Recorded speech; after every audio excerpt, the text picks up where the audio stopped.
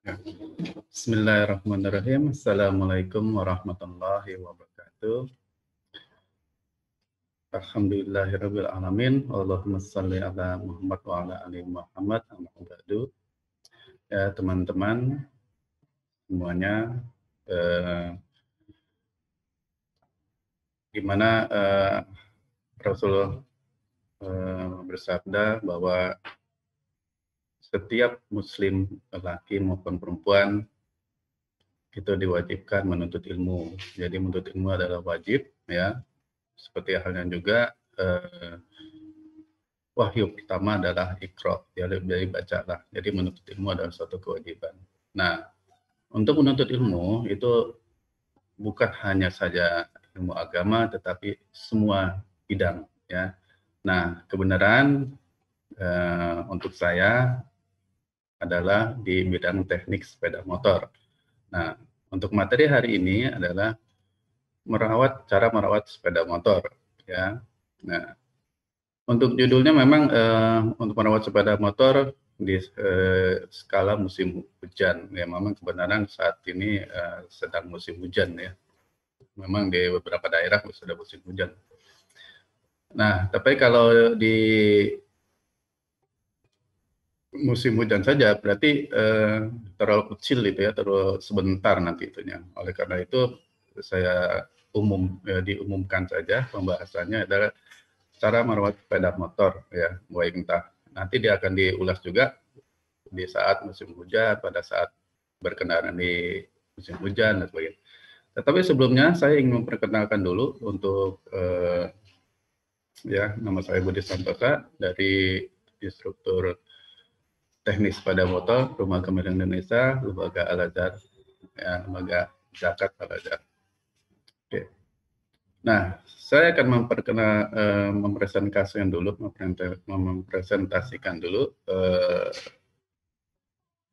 memperkenalkan kepada Anda itu sepeda motor, ya.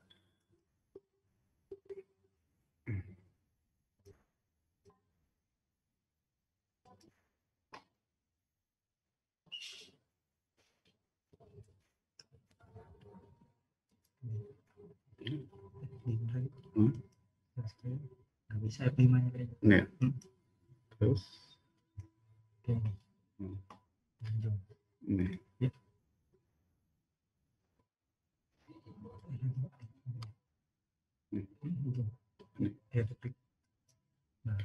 Oke, ya. Nah, ini sejarahnya dulu, ya, sejarah sepeda motor, ya. Yang pertama kali adalah tahun 1860. Nah, ini sebenarnya sih ada yang mengklaim bahwa sepeda motor itu awalnya adalah dari Perancis, ada yang dari Amerika. Nah, itu saya tidak mempermasalahkan itu karena memang pada saat itu adalah masalah informasi, ya, masalah informasi. Nah, ini adalah sepeda uap, ya, sepeda motor uap, ya. Tetapi kalau yang ini yang menggunakan karburator, ya, yaitu tahun 1885, ya. Nah, ini sepeda motor yang pertama kali yang menggunakan karburator, ya. Jadi saya mungkin fokusnya ada di sini yang di karburator, ya. Kalau ini masih mesin uap, masih pakai uap, tenaga uap. Oke. Nah, apa aja sih yang ada di sistem sepeda motor, ya? Jadi sistem sepeda motor itu ada sistem bahan bakar, sistem engine, ya, sistem kelistrikan, sistem sasis, ya, atau rangka. Nah, nanti di sini ada turunan-turunannya, tapi kita tidak membahas saat itu. Ini hanya memperkenalkan saja, akan banyak sekali, ya. Nah, di dalam sistem bahan bakar, ya, itu ada sistem karburator dan sistem injeksi, ya. Nah, sistem karburator, ya, itu yang sudah lewat dan sudah tidak diproduksi lagi kalau tidak salah tahun 2012 sudah tidak memproduksi lagi sistem karburator, beralih ke sistem injeksi. Kenapa ke sistem injeksi? Nah, ini ada alasan-alasan yang masalah lingkungan, ya. Jadi alasannya ada. Nah, ini masalah karburator dan sistem injeksi, ya. Ya, kita lanjut dulu. Nah, latar belakang kenapa menggunakan teknologi sistem injeksi, ya. Pada saat pertama kali motor injeksi ya tahun 2005 nggak salah ya, 2005. Nah itu ada motor keluaran dari Honda. Nah itu begitu keluar ya, masyarakat belum siap menerima ya, karena apa? Alasannya wah teknologi tinggi berarti nanti susah perawatannya ya, dan mahal spare part-nya dan macam-macam. Nah itu ya. Nah itu awal-awalnya sih ya, pertama kali keluar. Makanya sempat menghilang juga ya. Tidak ada lagi produk-produk sistem injeksi. Nah ini adalah masalah lingkungan ya, yaitu masalah emisi gas buang ya, yaitu meningkatnya kadar karbon monoksida di udara. Jadi emisi gas buang, jadi masalah kerusakan lingkungan ya. Lalu kelangkaan sumber energi minyak bumi ya. Nah, itu kadar CO2. Nah, ini kedua masalah ini adalah bisa diatasi ya dengan cara meningkatkan efisiensi bahan bakar. Nah, gimana caranya? Yaitu dengan cara merubah dengan sistem injeksi. Nah, ini adalah regulasi ya. Jadi perubahan itu termasuk mengikuti regulasi dari sistem Euro ya. Euro itu bukan teknologi ya. Euro itu adalah ketetapan emisi gas buang ya yang ditetapkan oleh negara-negara Eropa, dan kita sudah mengikuti ya. Nah, ini ada standar-standarnya. Persyaratan Euro 1 kita sudah lewat, Euro 2 juga kita sudah melewati ya, masih ada tapi sudah melewati. Nah, sekarang Euro 3 ya. Euro 3 kita harus memenuhi syarat karbon monoksidanya 2 gram per kilometer, hidrokarbonnya 0,8, nitrooksidnya 0,15 gram per kilometer. Nah, ini untuk yang di bawah 150, yang di atas 50 ya seperti hampir sama ya. Nah, ini yang harus dipenuhi.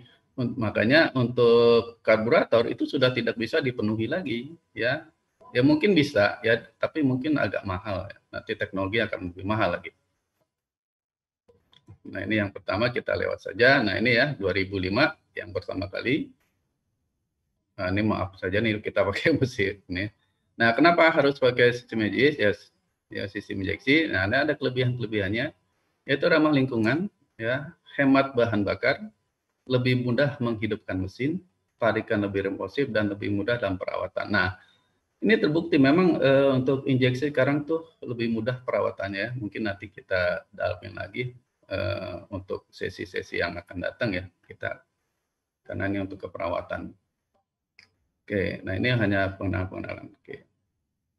Nah, nanti kelebihannya dari sistem injeksi adalah dia bisa mendiagnosa diri sendiri. Artinya kalau dia ada kerusakan dia ngasih tahu gitu ya.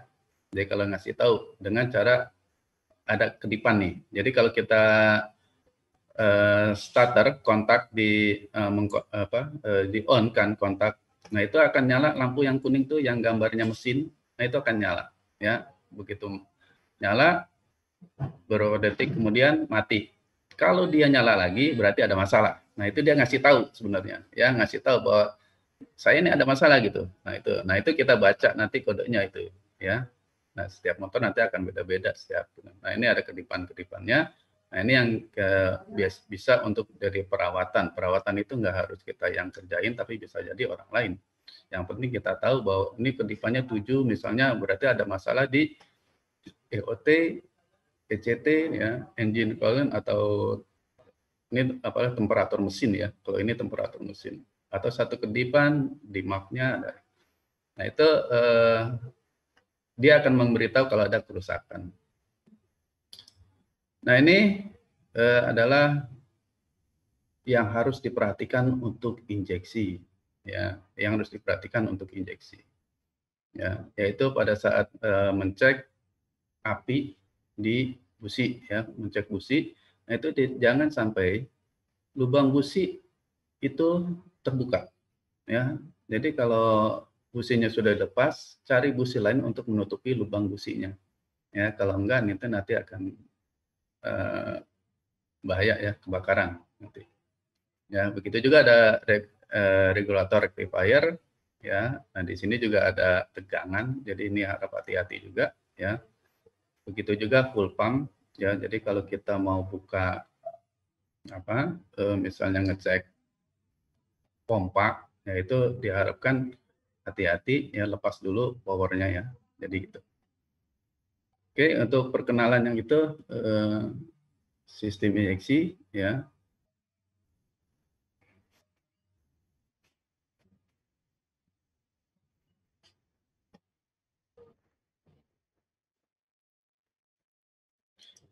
Lalu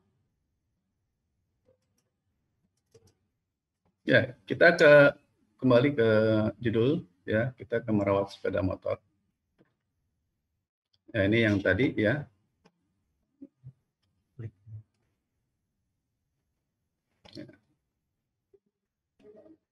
Nah, ini yang tadi, ya.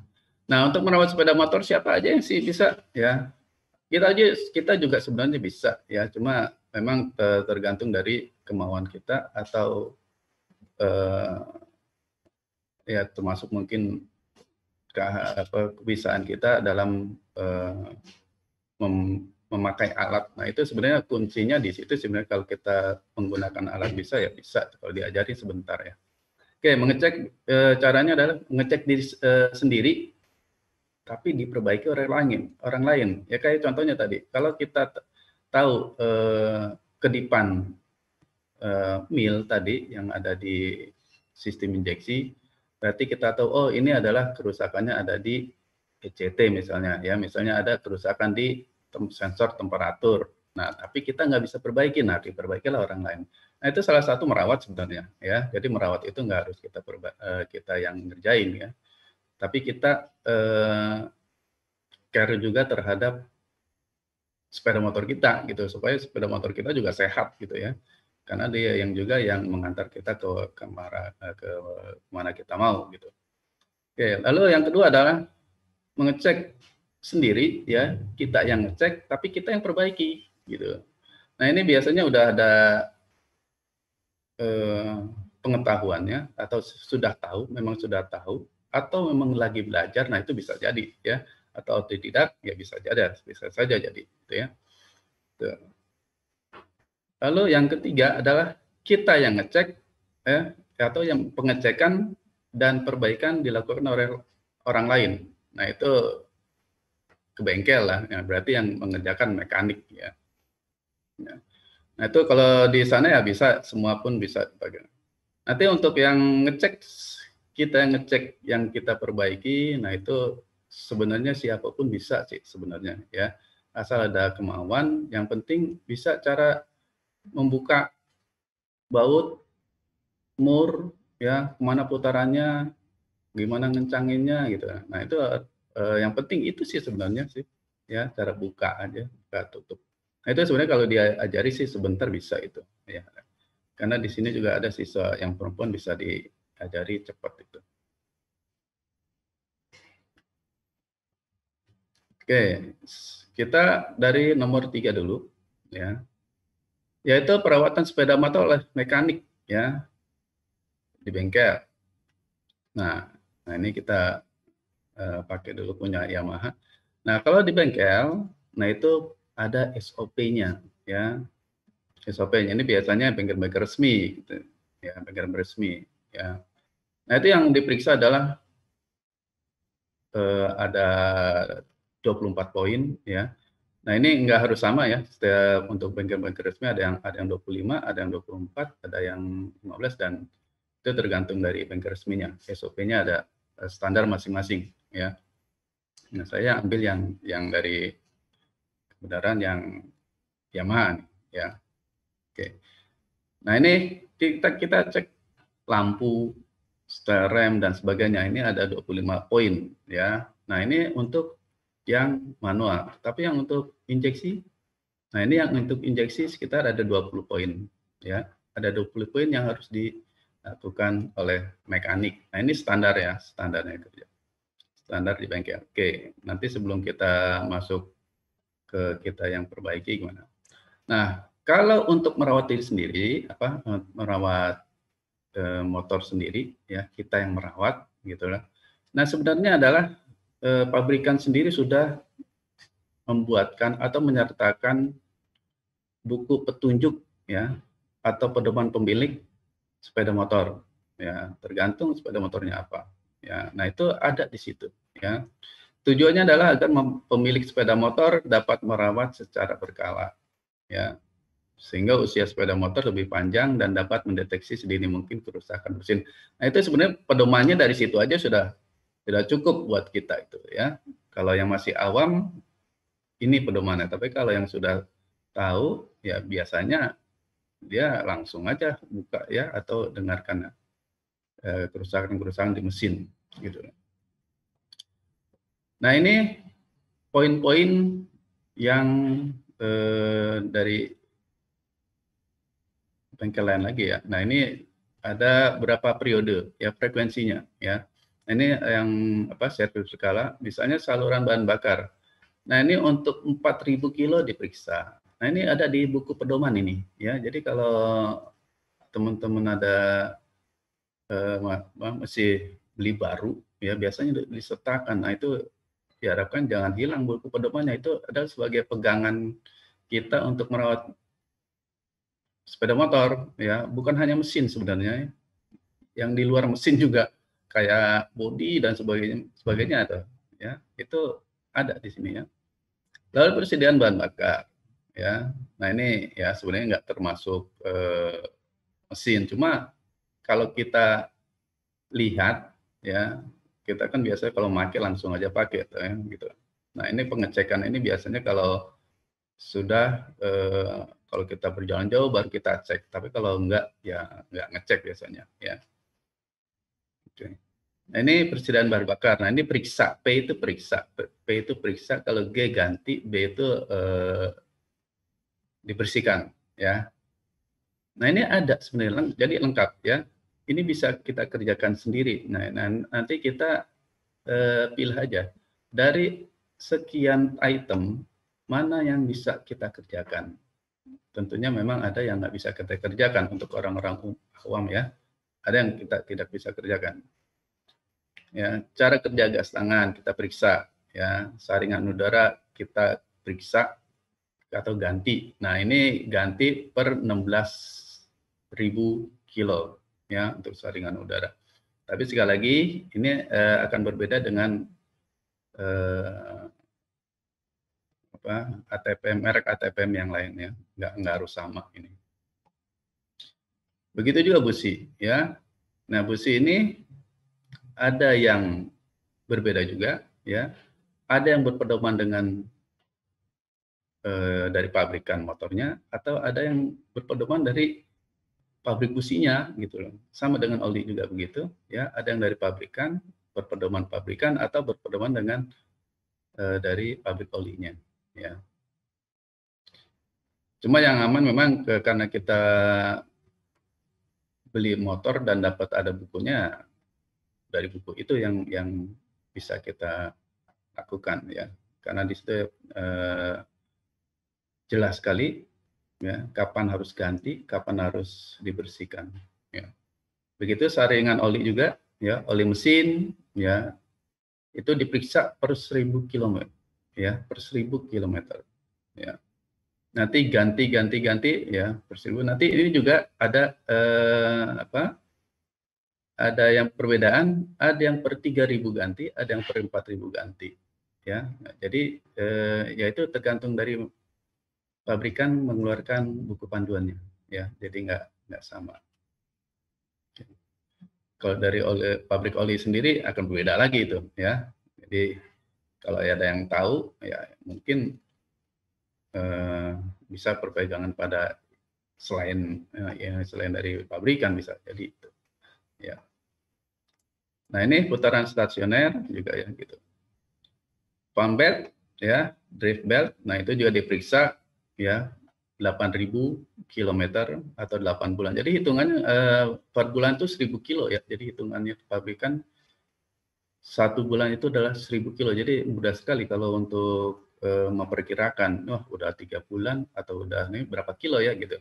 Kalau memang kita nggak tahu gitu, oh nggak tahu nih berapa bulan atau berapa kilo, ya kita kalau misalnya dari kita ingatnya aja kilometer, wah ini udah misalnya 2000 kilo, baru 2 bulan, atau 10.000 kilo, udah setahun atau 10 bulan gitu ya. Gitu. Nah ini ada gitu juga minyak rem, kawasan kanvas dan sebagainya. Nah ini banyak item-item yang mana kita bisa kerjakan. Kalau saya lihat ini banyak yang bisa kita kerjakan sendiri sebenarnya ya dari itemnya. Oke, nanti kita akan list aja. Nah ini ya kita list, coba kita list. Oke, coba periksa lampu. Bisa, saya rasa semua orang bisa. Ya, semua bisa periksa lampu. Ya, cuma dinyalain ya cetak-cetak gitu kan. Oh, lampunya masih bagus, lampunya udah putus. Nah itu. Tapi yang mengerjakan atau menggantikan bisa saja bukan kita ya. Jadi memelihara itu bukan harus kita yang ganti juga, enggak ya.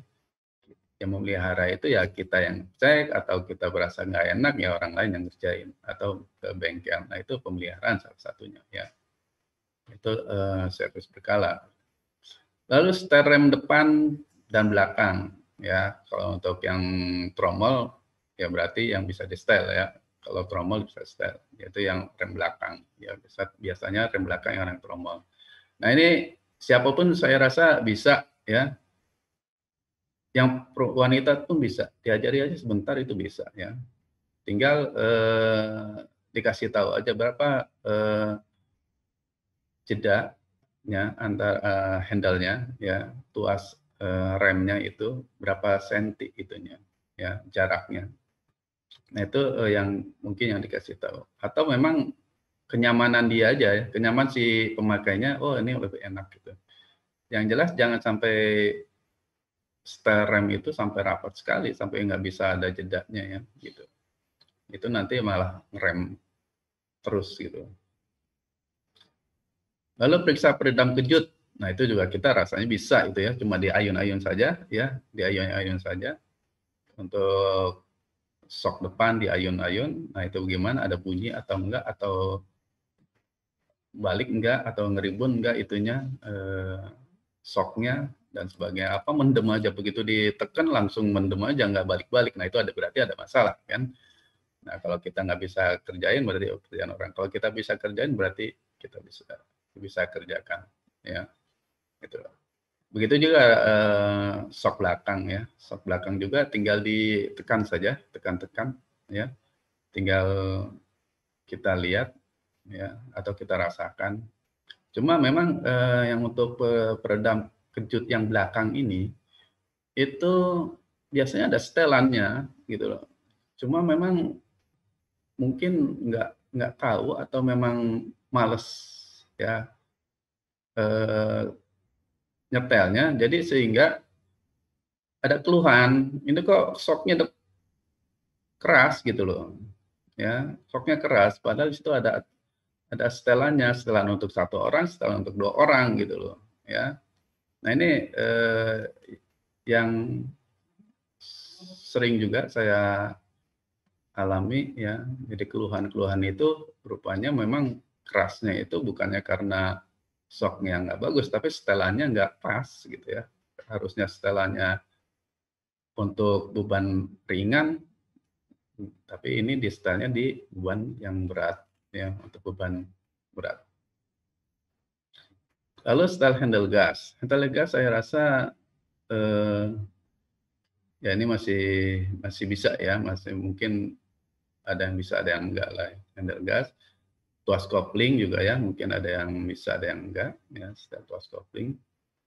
Lalu periksa kemudi. Nah, periksa kemudi biasanya bunyi ya, kalau bunyi itu cedek-cedek, nah itu berasa lah ya. Mungkin hampir sama kalau bunyinya sama sok ya, sok depan itu ya, cedek. Nah, itu bunyinya bunyi apa ini gitu ya. Nah, cara periksanya mudah saja itu sebenarnya ya. Tinggal digoyang-goyangin aja itu rodanya tuh, atau direm, diayun-ayunkan. Kalau memangnya bunyi ya berarti ada yang masalah di komstirnya gitu ya.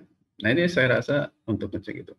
Nah, ini bisa di ini ya, jadi bisa di list mana yang bisa kita kerjakan sendiri, mana yang enggak ya. Memang kalau saya list nih, itu sangat sedikit yang kita nggak bisa kerjakan. Jadi sebagian besar bisa kita kerjakan ya. Nah, ini untuk motor yang motor sport atau motor yang menggunakan kopling ya. Nah, untuk yang transmisi otomatis, ya ini lebih sedikit lagi ya, karena nggak ada rantai, nggak ada setelan kopling. Nah, ini lebih sedikit lagi ya. Nah, ini juga lebih mudah lagi ya, gitu loh. Nah, ini untuk yang sistem transmisi otomatis. Oke. Nah, ini sebenarnya kita bisa ambil itu ya. Oke, untuk menggunakan sepeda motor di musim hujan. Nah, tadi secara umum saja. Ya, tadi secara umum saja. Oke. Nah, yang pertama adalah kenali motor Anda dulu, gitu ya. Masalah nggak pada saat hujan, gitu, ya. Karena ada motor yang bawaan lahir itu. Jadi masih baru, ya. Tapi kalau kena hujan mogok dia. Saya udah pernah ngalamin itu, ya. Jadi motor baru, ya masih bagus lah, ya. Itu kalau kena hujan, dia mogok. Nah, kalau udah begitu ya jangan dipaksa, ya. Kalau hujan ya berarti ya nunggu dulu, ya. Walaupun kita pakai jas hujan, tapi motornya nggak bisa kena hujan ya masalah, ya. Jadi lebih repot lagi. Nah, itu harus diperbaiki. Bisa nggak diperbaiki bawaan lahir itu, ya? Bisa, ya. Kalau itu bisa aja sih diperbaiki, ya. Bisa diperbaiki. Cuma harus tahu dulu yang mana masalahnya gitu kan, gitu. Oke. Itu bisalah diperbaiki. Ya. Nah, ini begitu juga tutup tangki, ya. Masuk air nggak sih gitu. Nah, ini rata-rata motor-motor yang tutup tangkinya terbuka ya, artinya di luar. Kayak motor sport ya, ya motor sport itu tangkinya tutup tangkinya di luar ya. Jadi nah itu harus benar-benar rapat. Sekarang saya juga pernah punya seperti itu, tapi hujan, nah itu kemasukan air karena dari lubang apa karena sealnya itu ya karetnya udah nggak bagus ya. Jadi itu harus dipastikan dulu ya. Lalu rem. Nah, ini rem biasanya kalau hujan itu akan range-nya atau apa tekanannya jadi dalam tuh kalau kita nekan rem lebih dalam gitu ya. Nah, ini tapi kalau yang original apa yang Genio part ya itu tidak begitu dalam sih ya. Tapi kalau yang selain Genio part rata-rata lebih dalam sekali itu ya. Nah, itu yang harus dipahami ya. Jadi jangan sampai kita nggak paham motor begitu kena hujan ya main tancap gas ya remnya telat gitu terlalu dalam ya jadi pelan-pelan aja. Oke, lalu ban ya nanti kita ke ini ya nanti soalnya nggak ada kita saya nggak pakai linknya jadi kalau ditekan link bisa enak. Oke, nanti ke situ. Oke, lalu ban. Nah, ban juga kita harus perhatikan ya jangan sampai bannya itu gundul ya. Untuk ban kering ya jangan sampai dipakai di hujan ya bisa saja sih dipakai hujan cuma ya pelan-pelan lah ya karena memang bannya ban khusus untuk jalan kering bukan jalan basah ya. Nah, itu nanti kita bahas lagi ya. Lalu saringan udara. Nah, ini yang sangat sangat rawan sekali saringan udara ini ya. Saringan udara justru lebih banyak itu ya air masuk dari saringan udara ya. Kalau saringan udaranya itu ya terbuka ya. Artinya saringannya eh, nggak pakai udah nggak pakai filter lagi gitu loh ya. Jadi cuma tutupnya aja. Jadi karena alasannya apa? Alasannya filter itu menahan udara masuk ya. Nah, itu ada sih orang seperti itu ya. Oke, lalu busi. Nah, ini busi salah satunya masalah itu biasanya adalah karena tutup businya yang nggak rapet ya, nggak ngepres. Jadi bisa jadi air masuk ke situ ya kerendam jadi ya terutama pada saat musim banjir. Nah, itu masalah di busi bisa ya. Oke, untuk yang sepeda motor berkendaraan di musim hujan, nah ini perhatikan, harap-harap diperhatikan ini ya. Yang utama yang punya penyakit bawaan nih, ya. Kalau emang sudah dari lahirnya ya perbaiki dulu, ya. Kalau belum diperbaiki jangan diterabas saja kalau kita saat hujan ya. Sebaiknya berhenti. Kalau enggak ya akan menyusahkan kita juga itu, ya. Kalau udah masuk air ya susah juga itu ininya hidupnya. Harus dikeringkan dulu, harus dibersihkan dulu dan sebagainya. Oke. Lalu jangan pacu kecepatan saat turun dan setelah hujan. Nah, ini saat turun biasanya orang waduh mau hujan, itu langsung gas ya, gas full lebih cepat. Nah, itu berbahaya ya. Itu jangan sampai, nah ini termasuk materi di safety reading sebenarnya itu ya. Dan setelah hujan, nah setelah hujan itu basah, nah itu justru yang lebih berbahaya ya, yang pas saat basah itu ya. Karena untuk ban harian itu nggak ada yang untuk yang basah ya, bukan nggak ada sih, ya jarang sekali yang untuk basah, adanya untuk kering dan hujan ya, jadi masih turun hujan ya, jadi ada genangan airnya ya. Kalau setelah hujan itu biasanya ada pasir, masih ada pasir, terus ya macam-macam lah kotoran. Nah itu yang buat celaka di situ ya. Lalu jika banjir, perhatikan tinggi air terhadap filter udara. Nah ini ya, untuk Matic khususnya itu filternya rendah sekali ya. Jadi kalau banjir itu setidaknya perkirakan dulu lah ya, diperkirakan banjirnya setinggi apa. Kita bisa lihat orang yang lewat lah. Orang yang lewat itu, nah itu banjirnya semana, selutut kah, apa di bawah lutut dan sebagainya. Nah, itu bisa kita perkirakan dari situ ya. Nah itu kita perkirakan dulu ya.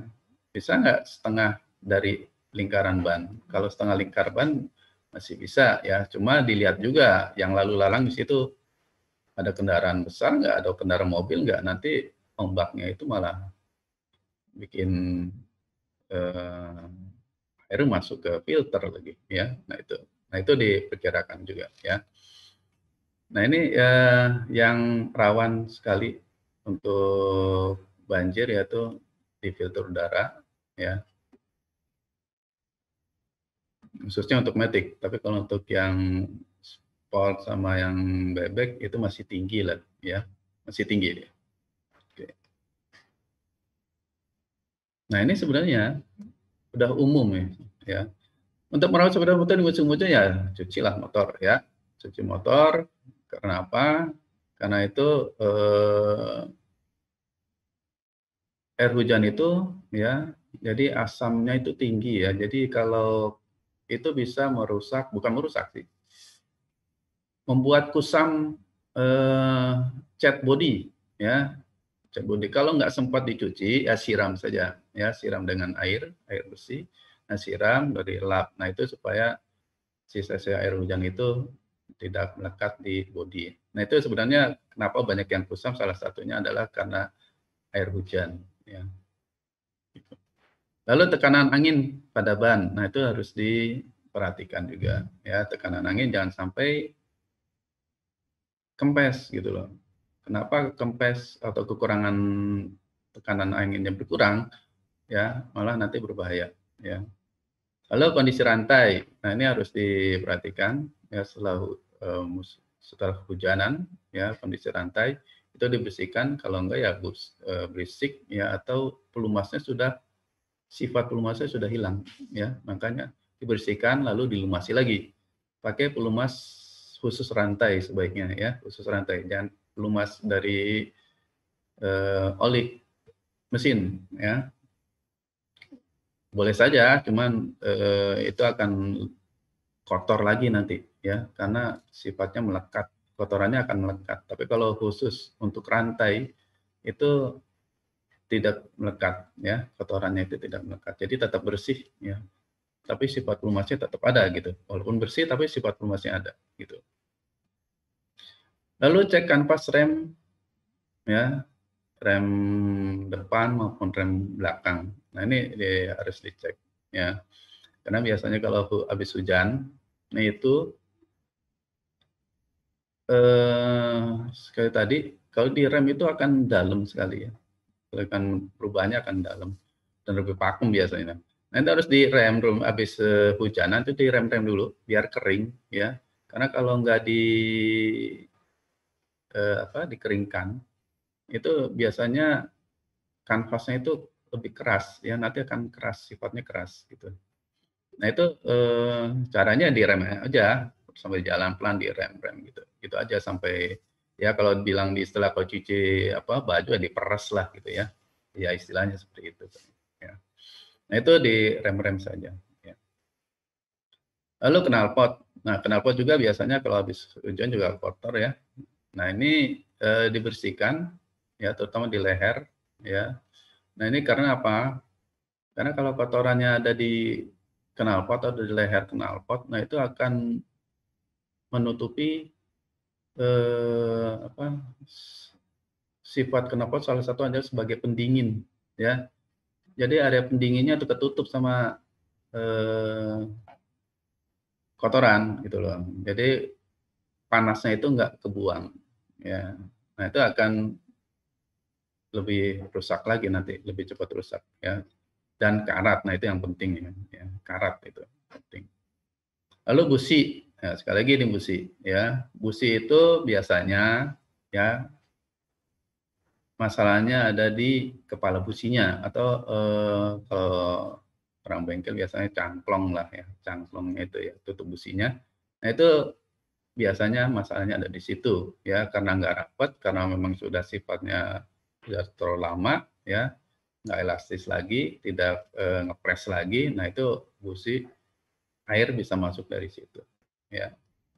Nah itu dibuka, dilepas lalu disemprot atau ditiup ya supaya kering gitu. Nah ini tadi ya tutup tangki ya. Kenapa tutup tangki ini? Ya biasanya ini kalau untuk yang tipe cup ya, nah ini nggak masalah karena itu di bawah jok ya, jadi tertutup ya, tertutup. Cuma masalahnya kalau misalnya lagi nyuci, nah ini bermasalah nih kalau nyuci ini ya. Diperhatikan pada saat nyuci atau steam ya. Tapi kalau di nyuci sendiri ya kita harus perhatikan ya. Tapi kalau di steam, kalau yang dia tahu ini akan ditutup ya, lingkarannya ditutup, celah-celahnya ditutup pakai kain ya, atau pakai apapun supaya airnya itu kalau disemprot tidak masuk ke lubang pernapasan ya. Ini ada lubang udara. Nah ini rata-rata habis dicuci kenapa mogok? Nah ini karena masuk dari sini ya, masuknya dari tutup tangki ya. Makanya saya kalau lagi nyuci juga nggak usah disemprot ya, dalamnya joknya nggak usah dibuka gitu loh. Jadi ngelap sendiri saja, dilap saja itu ya. Nah ini rata-rata. Tapi kalau yang udah tahu, nah ini biasanya ditutup. Nah, itu nggak masalah sebenarnya ya. Nah ini yang untuk yang motorsport, nah ini yang tadi yang terbuka. Nah ini yang kalau lubang kuncinya masalah ya, nah itu bisa masuk ini ya kalau ada masalah ya. Jadi sealnya juga ada karetnya ya. Jadi kalau misalnya sudah karetnya sudah tidak bagus ya sudah diganti saja ya gitu. Kalau ini ya ini motor-motor untuk motor cross lah ya. Nah ini harus diperhatikan ya. Jadi kenali dulu motor kita. Oh ini ada masalahnya ditutup, ya udah ganti dulu ya. Kalau sebelum hujan-hujanan gitu loh. Jangan sampai air masuk dari tangki, dari tutup tangki itu. Oke. Nah ini rantai ya. Jadi rantai tadi kalau memang kendor, yaitu ditarik lagi ya. Tapi jangan ditariknya jangan terlalu tegang sekali, harus ada jaraknya ya. Jadi kalau kita tekan pakai tangan, pakai jari, tekan ke atas, nah itu jaraknya adalah dari itu sekitar 15 sampai 25 mili ya. Ini kalau dari sini nih aslinya kita tarik ke atas. Nah, ini jaraknya adalah 25 ya maksimal, paling 15. Nah, itu jangan terlalu tegang juga, jangan terlalu kendor ya. Kalau terlalu tegang malah nanti putus ya. Kalau terlalu kendor nanti berisik dan ini bisa cepat rusak ini gearnya ya. lalu dibersihkan. Nah, ini jarak handle. Nah, yang saya tadi ya. Nah, ini jarak handle pada saat tidak ditekan, lalu kita tekan, tekannya bukan tekan keras ya, enggak. Tekan, begitu tekan menyentuh, oh ini udah menyentuh frame gitu ya, menyentuh kanvas remnya, tapi kanvas remnya belum bekerja ya, sudah menyentuh gitu loh. Nah, ini ada jarak ya. Jaraknya sekitar 10 sampai 20 mili ya, 10 sampai 20 mili ya, itu jaraknya. Kenapa harus pakai jarak? Karena kalau nggak pakai jarak nih akan nanti sudah ngerem dia ya. Ya, ini cara setelnya ini untuk yang belakang ya. Sama yang belakang, yang lain juga sama ya. Nah, ini setel di sini nih ya. Nanti di ini jaraknya. Kadang-kadang kita nggak pakai ukur lagi, yaitu pakai feeling saja bisa, atau kenyamanan kita. Yang jelas jangan sampai terlalu tarik ya, ininya terlalu tidak ada jaraknya, handle remnya. Nah, itu akan ngerem nantinya, apalagi kalau udah panas, nah itu akan ngerem lagi ya. Karena sifat benda adalah kalau panas adalah memuai, nah itu akan menjepit tromolnya ya. Nah, ini harus diperhatikan. Sama untuk yang rem belakang untuk sport maupun bebek, ya itu kan di kaki ya. Cuma jaraknya adalah 20 sampai 30 ya, itu lebih lebar lagi jaraknya ya. Karena diinjek ya, jadi itu ada jaraknya. Nah, ini kode ban, nah ini kita lewatkan saja ya. Lewatkan saja.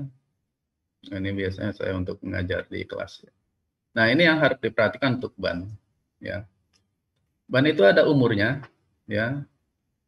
Ini kodenya bisa dilihat di bannya. Kalau tertulis di sini 1210 berarti dia produksinya adalah pekan ke-12 tahun 2010. Ya, jadi pekan 12 2010. Nah, jadi pekan kalau yang ini ya 26 berarti pekan ke-26 bulan 2007 ya. Nah, ini tinggal hitung aja nih ya. Kalau 2000 seandainya kalau sekarang 2020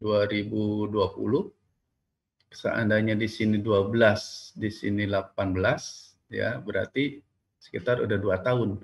Nah, 2 tahun itulah sudah kadaluarsa untuk ban ya. Jadi ada masa kadaluarsanya ban itu ya. Jadi ban itu kadaluarsanya 2 sampai 3 tahun ya. Jadi kalau kita beli dilihat ininya ya. Kalau enggak biasanya memang enggak kelihatan karena dibungkus ya. Itu bisa tanya saja ke tukang bannya ya. Kalau yang jujur ya akan ngasih tahu. Saya pernah dikasih tahu ya. Saya mau beli ban ini, bilang, "Wah, Mas, itu udah lama, saya nggak bisa ngejamin." Nah, gitu. Oh, udah lama. Ya udah, ganti yang lain gitu ya. Nah, itu dikasih tahu kalau yang jujur dikasih tahu ya. Karena apa bahaya juga. Nanti ini cepat habis kalau misalnya udah kadaluarsa, kita paksa beli, nah itu nggak tahan lama ya. Jadi bannya sifat untuk mencengkramnya itu agak kurang.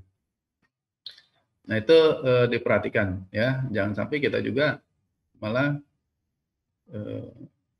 celaka atau merugi gitu ya. Begitu kita beli ban nggak taunya umurnya tinggal beberapa bulan lagi gitu ya. Nah, ini diperhatikan ya. Nah, ini sebenarnya jarang sekali nih yang orang yang mengetahui atau melihat ini nih ya. Tinggal beli saja ya. Karena memang di dalam ya dibungkus ya, jadi nggak kelihatan.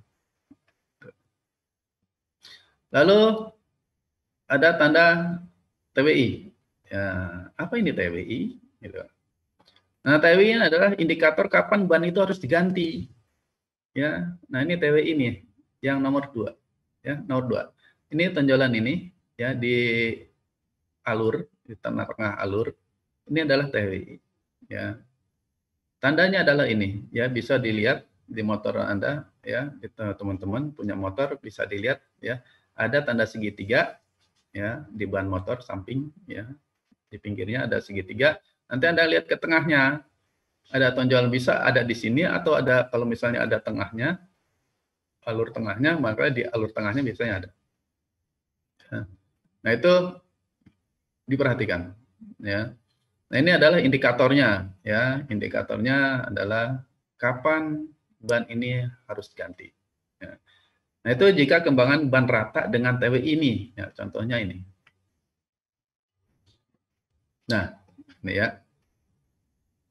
Nah kalau di ban mobil ada tulisan TWI, tapi kalau di motor rata-rata kodenya adalah segitiga, gambarnya segitiga, ya. Simbolnya segitiga, dia akan menunjukkan ke tengah sini. Ya, tinggal kita tarik aja ke tengah. Ya. Ini TWI, kita lihat ke tengahnya, ya. Nah ini ada tonjolan di alur, ya di alurnya tengah-tengah alur ada tonjolan. Nah ini sudah rata. Ini kembangannya sudah rata dengan TWI, ya. Jadi kembangannya sudah rata dengan TWI, ya. Nah ini harus ganti, gitu loh. Ya ini harus ganti, gitu. Ya memang tergantung kita juga ya, ada duitnya apa enggak. Kalau nggak ada duitnya kadang-kadang sampai ban kelihatan benangnya juga masih dipakai ya, gitu loh. Ya setidak-tidaknya ganti yang second bisa lah ya, sambil nyari dana juga. Gitu. Cuma hati-hati aja pada saat jalan ya, karena saya ngalamin juga ya seperti itu ya. Jadi pada saat ban sudah harus ganti karena nggak ada dananya ya dipakai terus gitu loh ya, sampai kelihatan benang ya gitu loh. Nanti baru cari yang bekas tapi masih bagus ya. Kalau sudah ada dana baru beli. Oke ya, ini diperhatikan juga. Nah ini jangan sekali-kali kalau udah tahu begini ya, jangan kecepatan tinggi lah ya, bahaya ya. Apalagi hujan, udah pasti licin ini ya. Udah nggak menggigit lagi ya, tidak mencengkram lagi ke aspal. Nah ini perhatikan sekali lagi. Lalu oli ya. Nah oli ini sebenarnya yang dilihat adalah ininya aja, nih SAE. Nah ini SAE. Nah kita udah ada semua kendaraan nih multi grade, kecuali yang ini. Kalau ini mah untuk industri biasanya ya. Kalau monograde sekarang itu udah di industri atau kendaraan-kendaraan berat ya. Tapi kalau untuk kendaraan harian ya ini biasanya ini multi grade semua ya. Nah untuk oli ya kita lihat ini aja ya, SAE 15W30 ya, SAE 20W. Nah itu motor kita pakai SAE-nya yang mana gitu ya. Jadi misalnya motor kita menggunakan SAE 15W30, lalu kita menginginkan oli yang direkomendasikan tapi nggak ada gitu, ya udah pakai aja merek yang lain tapi SAE-nya sama gitu loh, sama aja sih sebenarnya, SAE 15W30 juga gitu ya. Itu aja sih sebenarnya kalau untuk oli ya. Untuk oli pegangan ini ya, ini kodenya nih ya, kode kekentalan ya, ini satuannya nih. Nah, ini ya, jadi standar oli ada satuan nih ya, ini satuan kekentalan ya, SAE itu.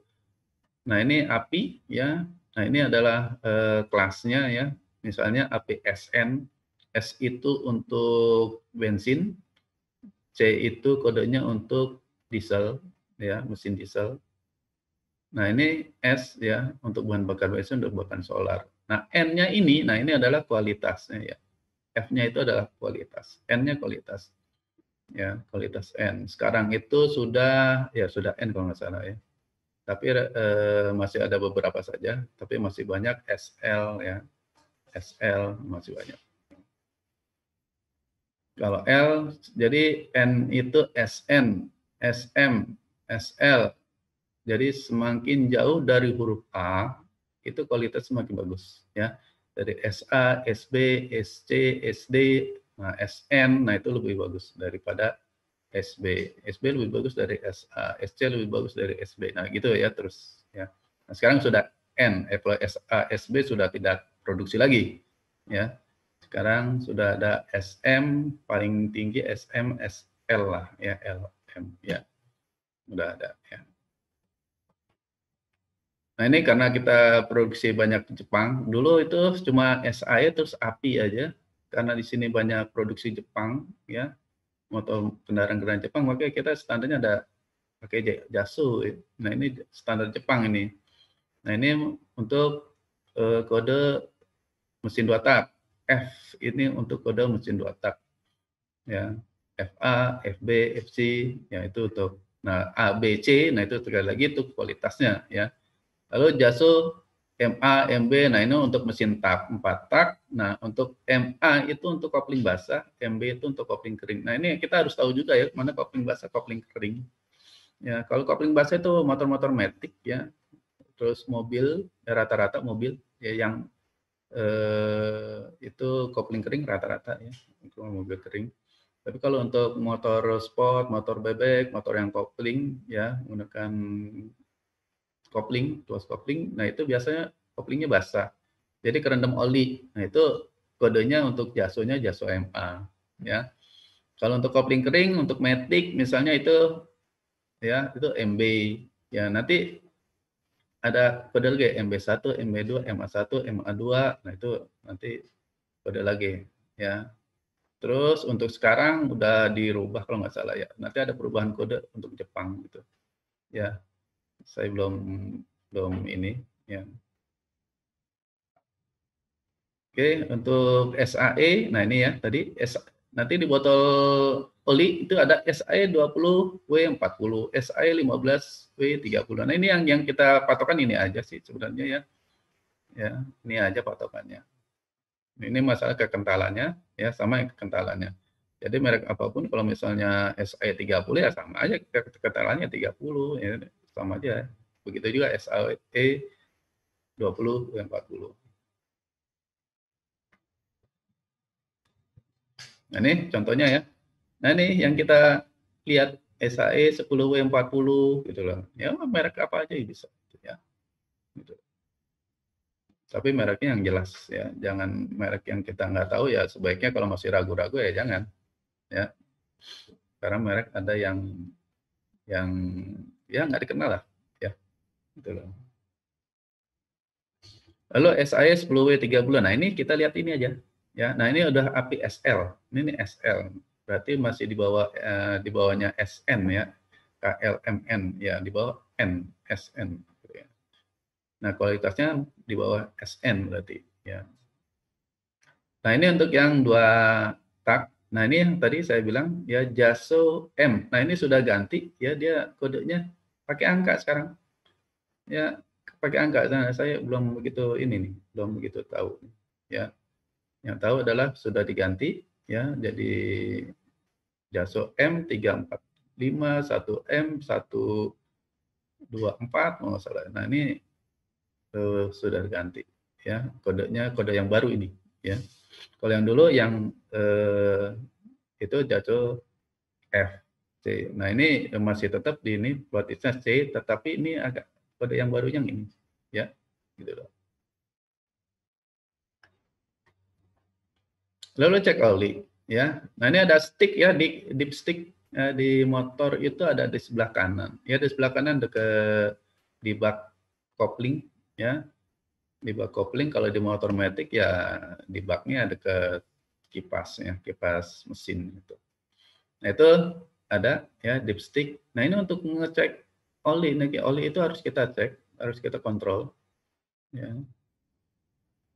Nah, ini adalah nah ini ya ada di sini ya dekat kipas nih lah, kipas ya. Nah, ini kita buka, cara ngeceknya kita buka ya. Lalu dibersihkan, masukkan lagi, putar ya, tapi putarnya jangan terlalu sampai kencang ya, putar saja. Putar sudah mentok ya, baru kita tarik lagi, buka, narik. Nah, kita lihat di sini ya. Apakah olinya itu di bawah yang batas yang ditentukan, apa masih ada di area batas yang sudah ditentukan ya. Kalau di bawah berarti harus ditambah atau memang diganti gitu loh ya. Kalau masih di batas yang diperbolehkan, ya, nah itu masih bisa. Ya, cuma dilihat juga ya, lihat juga apakah ini masih bagus apa enggak, ya, gitu olinya. Nah, ini ya, seperti ini sama, ya dibuka. Nah, ini kalau udah gini udah yang gambar yang keempat. Nah, ini sudah habis ini ya. Kalau ini masih bisa, masih ada ya, masih bisa digunakan. Nah, ini sudah habis, harus diganti ya, harus atau ditambah gitu lah. Nah, ini lalu apakah caranya itu harus dimasukkan? Nah, ini saya pernah punya motor ya, ya di luar merek yang terkenal lah. Jadi masih merek-merek yang nggak terkenal. Ya waktu itu pernah ada merek yang nggak terkenal lah. Ya tiba-tiba muncul. Ya beli yang itu karena murah. Ya cara ngeceknya itu dia nggak bisa diputar. Bukannya caranya ya nggak bisa putar. Jadi langsung masukin aja, dibuka, bersihkan, langsung masukin. Nah itu sudah ada di batasnya ini. Tapi kalau diputar lagi dia akan melewati batas atasnya. Berarti salah itu ya. Jadi pas cara ngeceknya adalah pas saat kita mengisi oli baru ya. Dibuang dulu olinya lalu diisi. Nah, kita cek nih pakai dipstick ya. Saya putar, oh dalam sekali melewati batas atas ya. Rupanya itu nggak diputar, jadi langsung dicolok aja, nggak tanpa diputar langsung ditarik lagi ke atas ya, lalu dilihat batasnya ya. Jadi dilihat motornya juga, makanya sebaiknya pada saat ganti oli, Anda coba cek dipstick nih ya, apakah itu diputar atau enggak ya, gitu loh. Tapi rata-rata sekarang yang diputar lalu buka ya, atau dilihat ya batasnya. Kenapa nih harus dicek? Nah, ada oli yang sifatnya menguap ya, ada sifatnya menguap ya. Jadi kalau nggak dicek itu cepat habis ya. Jadi cepat habis. Tiba-tiba langsung rusak. Ya, itu sering kejadian ya, banyak, bukan sering ya, banyak yang kejadian seperti itu. Ya, motor masih baru ya, belum ada 1 tahun sudah rusak. Ya. Jadi udah silindernya sudah baret ya. Jadi nah itu harus ganti juga itu ya. Ganti silinder yang kalau memangnya itu nggak bisa di-overbore, nggak bisa di-overbore ya, atau nggak bisa di-bore up, nah itu ganti silinder ya. Kalau yang bisa di-bore up ya di-bore up gitu loh. Nah itu karena olinya kering ya, padahal dia baru 1 bulan gitu ya, baru 1 bulan ganti oli sudah kering ya. Nah itu ada oli yang sifatnya seperti itu, dan saya pernah ngalami juga gitu ya. Jadi kalau saya itu setiap ganti oli yang baru, misal merek yang baru, tapi saya nggak tahu nih karakteristiknya gimana gitu. Isi, nah sebulan kemudian saya cek itu berkurang nggak. Pada saat itu yang itu berkurang gitu loh. Wah ini berkurang gitu loh. Ya, ya udah tinggal tambahin aja gitu loh. Ya karena kilometernya belum sampai untuk ganti oli gitu kan. Ya udah saya isi tambah, karena itu yang saya beli yang 1 liter kebenaran, cuma diisinya 800 ya, 800 mili, ya masih ada 200 mili, tinggal ditambahkan saja yang kurangnya gitu loh. Nah itu sifatnya menguap, tapi begitu ganti yang sering saya pakai ya nggak masalah, mau 3 bulan ya masih masih penuh full gitu ya, ya berkurangnya dikit ya. Oke, nah itu jadi kalau yang sudah biasa pakai oli itu ya kita tahu sifatnya ya. Kalau yang baru ya kita harus cek hati-hati. Nah ini karena nanti karena oli biaya perawatannya malah lebih mahal ya, bisa ganti silinder atau bore up.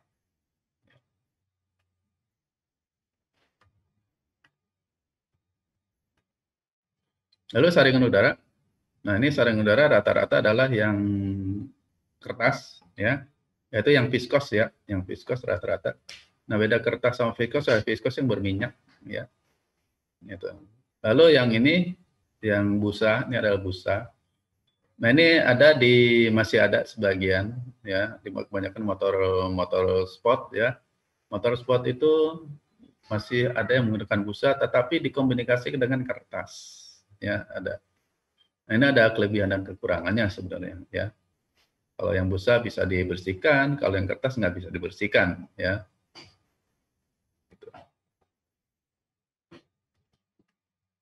Nah, jangka waktunya, yaitu jangka waktunya, ya tadi ya, ada yang 20 kilo, 20.000 kilo baru ganti, yaitu tergantung medannya sih sebenarnya, tergantung jalannya atau lingkungannya. Kalau lingkungannya dekat industri yang industri yang penuh polusi ya, jadi ya cepat kotor gitu. Tapi kalau yang bersih ya awet lah ya.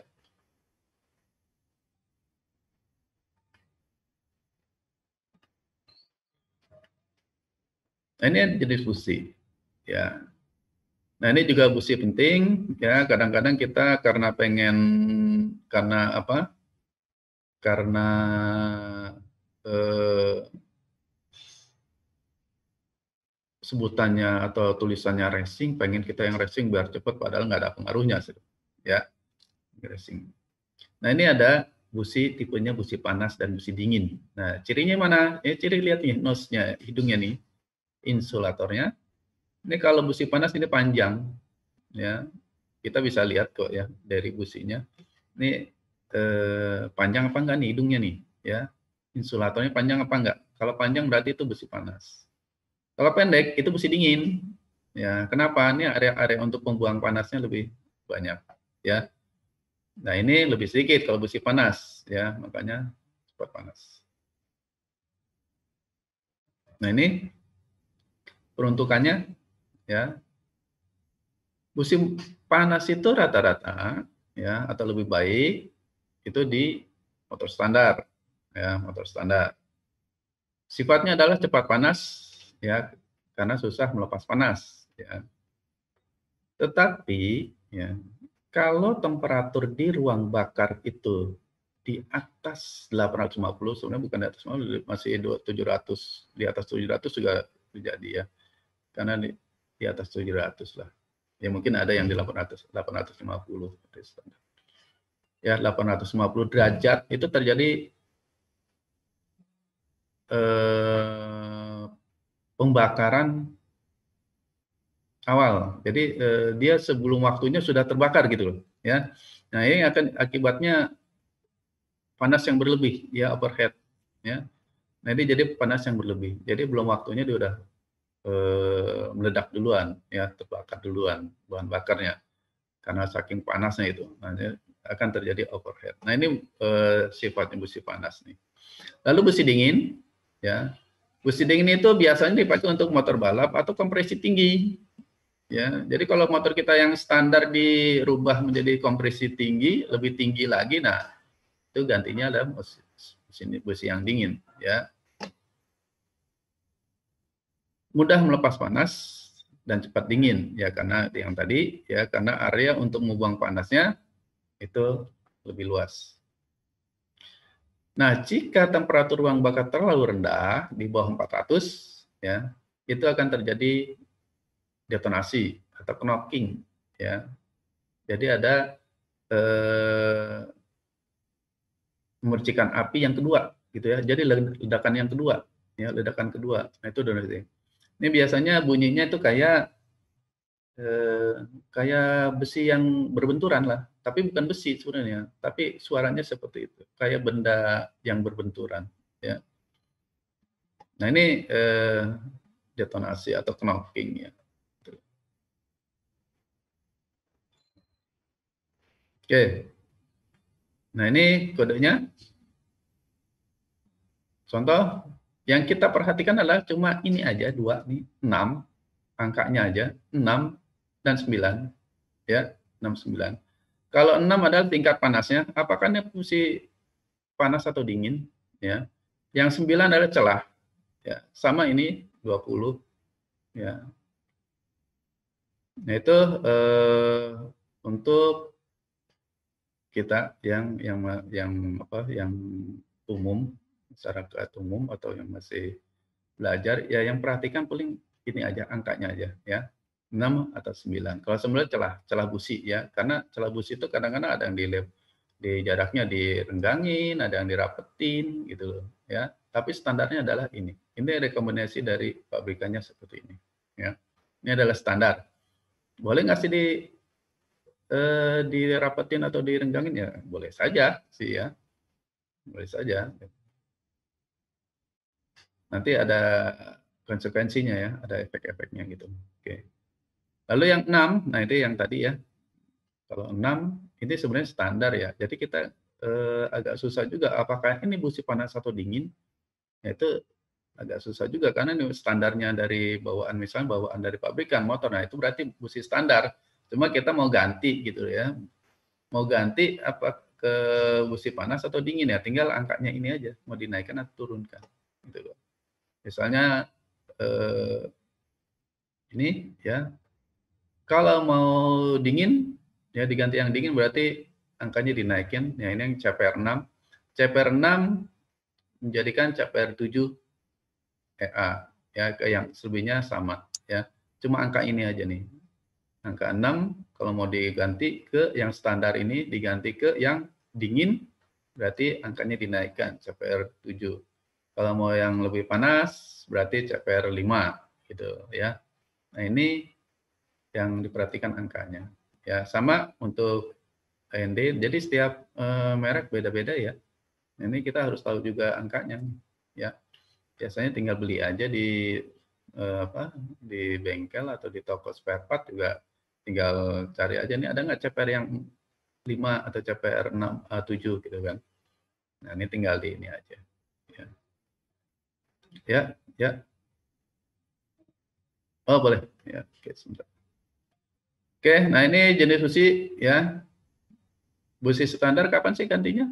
Ya 20.000 kilometer untuk harian ya, resistor 20.000, platinum 30.000, iridium 50.000, racing untuk balap ya 20.000 kilo ya. Nah, ini yang sering nih. Lalu master rem. Nah, ini tadi ya untuk ngecek rem ya, kanvas depan itu bisa dilihat dari minyak rem ini. Ya kalau di minyak remnya sudah turun berarti kanvasnya akan menipis ya. Tapi jangan ditambah, kalau udah turun jangan ditambah ya. Nanti pas ganti baru dia akan naik lagi nih minyaknya. Tapi biasanya kalau ganti kanvas rem, ganti minyak rem juga. Nah, itu standarnya sih. Ya, rekomendasi. Nah, ini juga ya tandanya. Ini tanda panah begitu tuas ditekan, maka remnya akan tanda panah ini akan ke belakang. Kalau tanda panah ini sampai ke segitiga ini berarti kanvasnya sudah habis, harus ganti itu. Ya, sama yang ini otomatis ya. Oke. Ya, barangkali itu aja pembahasannya, selebihnya mungkin nanti kita dalam lagi.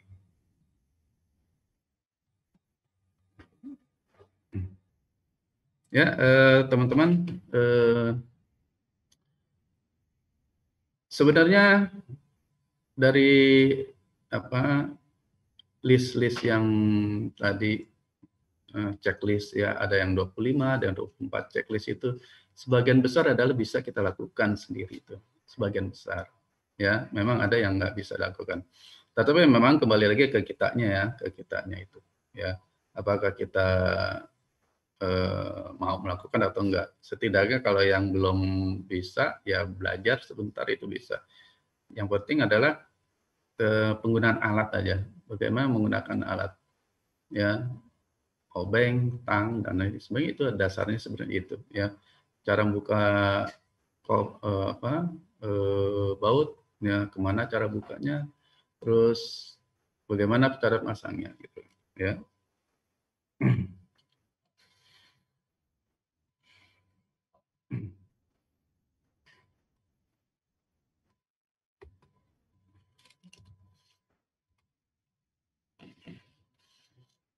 Ya, kembali lagi ke apa judul ya, judul itu merawat sepeda motor di musim hujan ya tadi ya.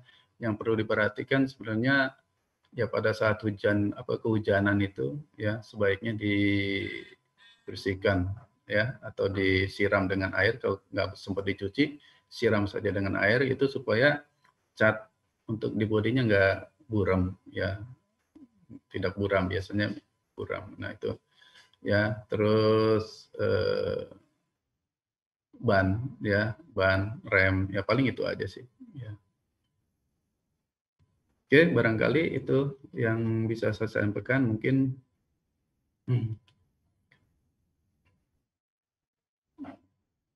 Ya, sambil nunggu ya.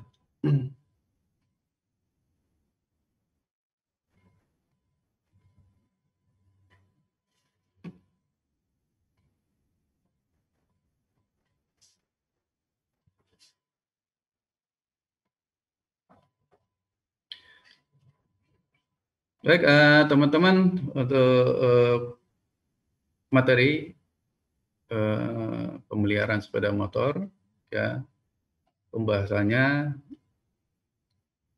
dicukupkan sampai sini dulu. Selanjutnya kita tanya jawab. Kalau ada yang mau tanya jawab silakan ya. Nanti saya akan berusaha menjawab ya. Barangkali itu aja ya. Nanti kita lanjut lagi.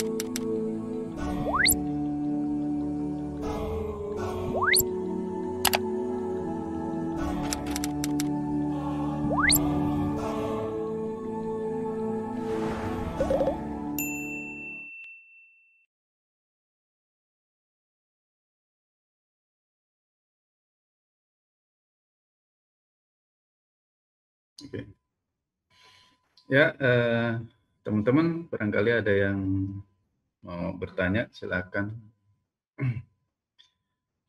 Ya, jadi kalau untuk memelihara sambil menunggu tanya jawab atau yang bertanya, ya.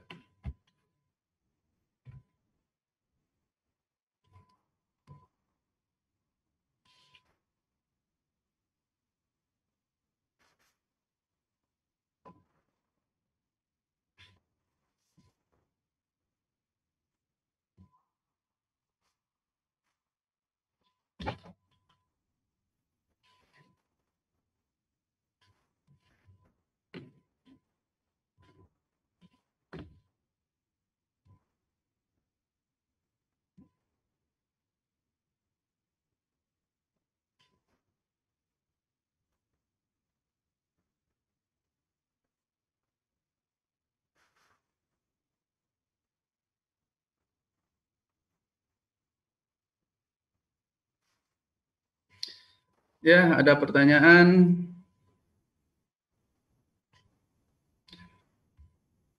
Dari Anugrah Saputra, apa perbedaan utama sepeda motor karburator dengan injeksi? Oke, ya perbedaan sepeda motor karburator dengan injeksi ya di sistem bahan bakarnya, ya. Jadi sebenarnya dari sistem yang tadi saya jelaskan di awal, ya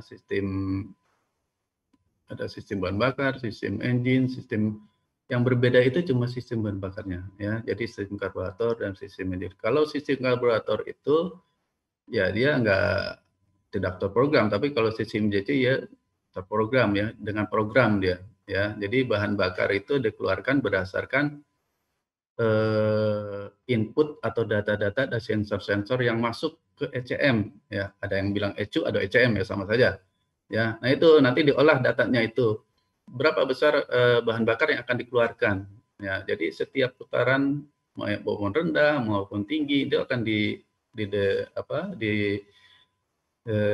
dipantau terus sama ECM, ya. Nah itu perbedaannya. Jadi terprogram. Makanya seperti campuran idealnya itu dipertahankan bahan bakar dengan udara, ya. Nah itu yang diutamakan, ya. Barangkali singkatnya seperti itu, ya. Jadi yang injeksi terprogram, ya, dengan program. Kalau karburator tidak, ya, tidak dengan program, ya. Oke, barangkali itu. Lalu cek CVT pada motor matic. Cek CVT pada motor matic. 2, penggantian oli berapa bulan sekali. 3, kenapa kelahar motor sering mudah diganti? Apa yang perlu diperhatikan? Motor matic. Oke. Untuk cek CVT, ya ini kalau belum dibuka, ya misalnya masih kita kendaraan, nah itu biasanya ada tenaga berkurang, ya, slip salah satunya, bukan pasti itu, ya, salah satu. Lalu kalau dibuka, kita lihat saja di sela-selanya, biasanya dibalik itu, ya. Dibalik itu ada retakan apa enggak, ya. Kalau ada retakan biasanya sudah diganti. Tapi kalau kita mau berdasarkan rekomendasi dari pabrikan, itu biasa 25.000 kilometer ganti, ya. Mau rusak apa enggak ya ganti. Nah itu rekomendasinya. Tapi kalau kita mau ngecek sendiri, biasanya dilihat di antara selahnya itu, kita buka, dicentangkan gitu, dipatahkan kayak gitu. Nah itu ada retakan enggak? Kalau ada retakan, ya, walaupun sedikit, nah itu udah mulai rusak gitu loh, ya. Biasanya sekitar 25 kilo memang 25 ribuan, ya. Ya, masih bisa dipakai, ya. Saya gantinya itu 30.000 pernah saya ganti, 30.000 kilo. Ya tergantung ininya, penggunaannya, ya. Penggunaan Anda beban berat apa enggak. Kalau enggak aja sih bisa lama, ya. Lalu penggantian oli berapa bulan sekali? Nah, ini sebenarnya umurnya bukan bulan, ya. Umurnya kilometer, ya. Anda sudah berapa kilometer gitu loh. Ya, kalau dari rekomen dari pabrikan itu, dari buku panduan, ada yang 3.000 kilo ganti, ada yang 4.000 kilo ganti. Nah, sekarang Anda mau motor yang mana, dilihat di buku panduannya, ya, gitu loh. Atau menggunakan rekomendasi dari, bukan rekomendasi sih, ya, data dari pabrikan oli gitu loh. Nah, ini harus cari dulu ya, cari dulu. Kayak saya itu pegangannya ke pabrikan oli gitu ya. Gitu. Nah, itu bisa dilihat sebenarnya dari kodenya itu ya, API SN, API SL, SM, SN. Nah, itu menunjukkan bisa digantinya seberapa kilometer ya. Kalau SN itu kalau nggak salah sih bisa sampai 6.500 ya.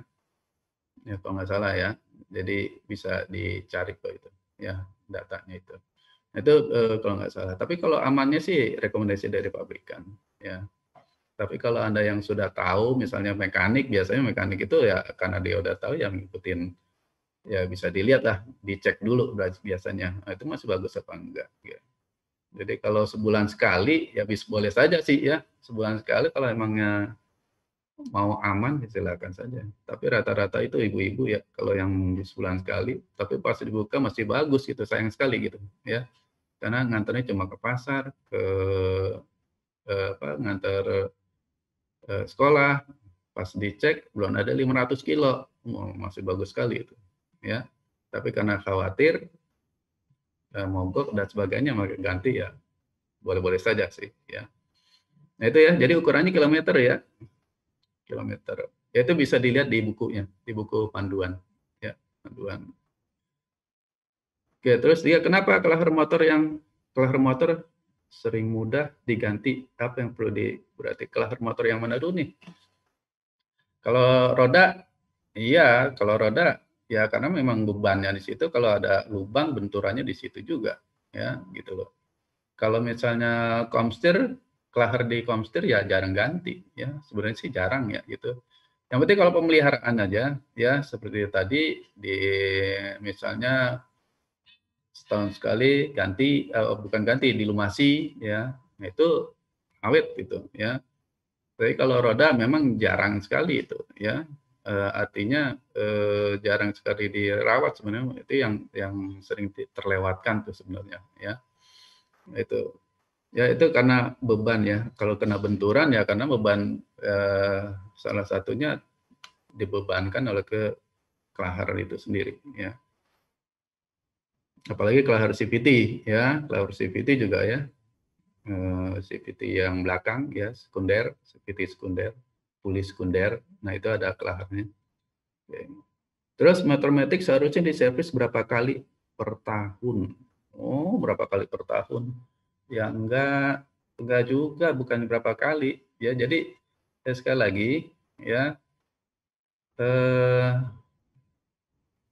di buku panduan itu ada ya, dia lengkap. Jadi per kilometer ya. Jadi udah ada yang 3.000 kilometer servis, 4.000 kilometer servis, dan ya itu ya dilihat di buku panduannya ya gitu loh. Tapi kalau misalnya dalam sebulan misalnya udah 3.000 ya servis gitu lah kan. Jadi belum ada 3 bulan udah servis. Ya, jadi kilometer ya patokannya kilometer ya. Dan ini sekali lagi tergantung medannya di mana. Kalau medannya kita kotor apa di pabrikan biasanya yang berdebu ya itu cepat ya. Nggak bisa patokannya kilometer itu. Ya, makanya daerah Anda tuh di daerah-daerah yang berdebu atau enggak gitu loh. Kalau yang masih kalau berdebu ya itu sering-sering dilihat lah ya karena itu. Ya.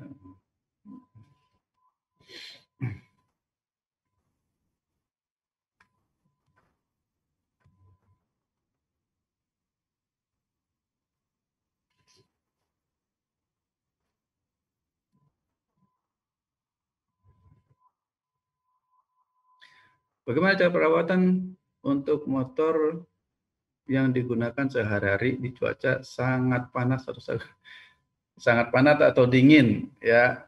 Perawatannya sih sebenarnya sama aja ya.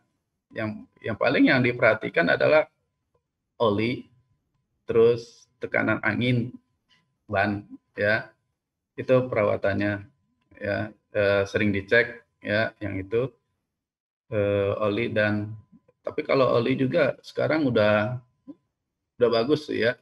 dia bisa minus 20 ya, tergantung tadi ya, SAE-nya SAE berapa, SAE 5W 30 atau SAE 20 dan sebagainya, itu nanti ada datanya itu di rata-rata di bawah minus di bawah 0 derajat ya, sampai 40 atau 50 derajat ya, itu masih bisa tuh ya. Nah itu paling yang itu ya. Terus musim panas, musim dingin ya itu oli dan angin ya, angin.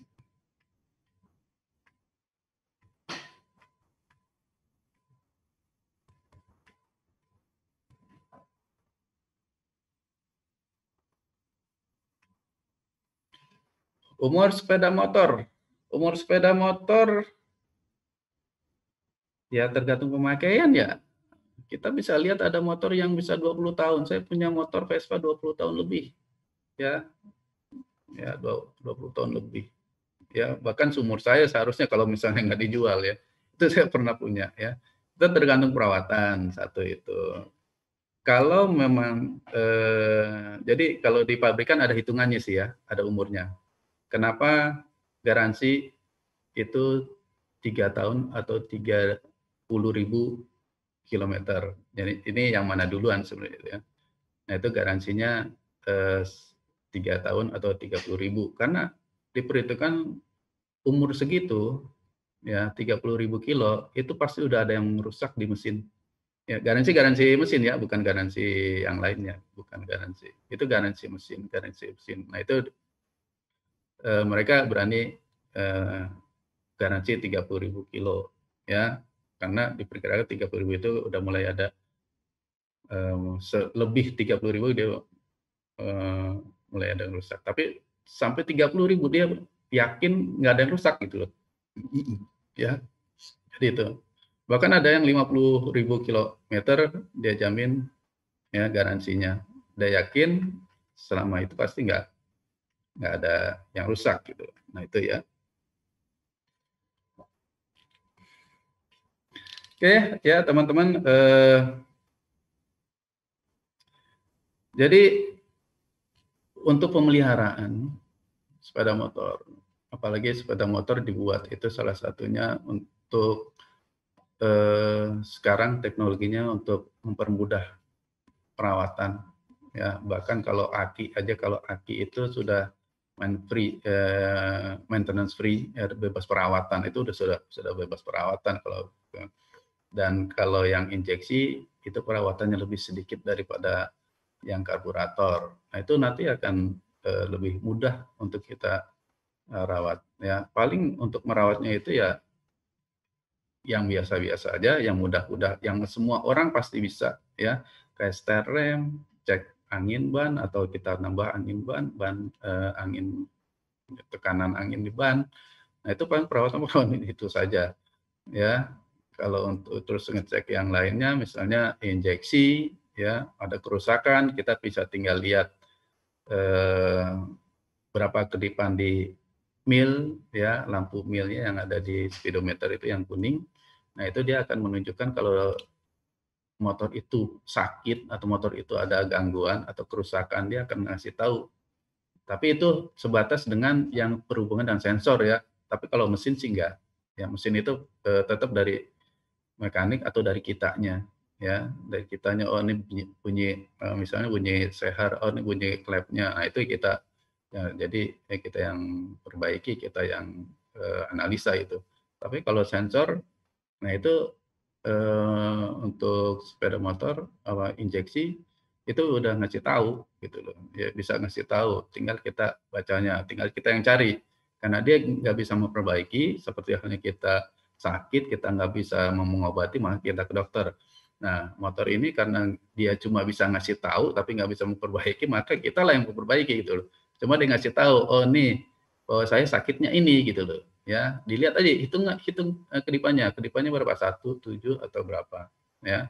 Nanti kita tinggal cari, oh ini kerusakan. Apalagi menggunakan alat scanner ya.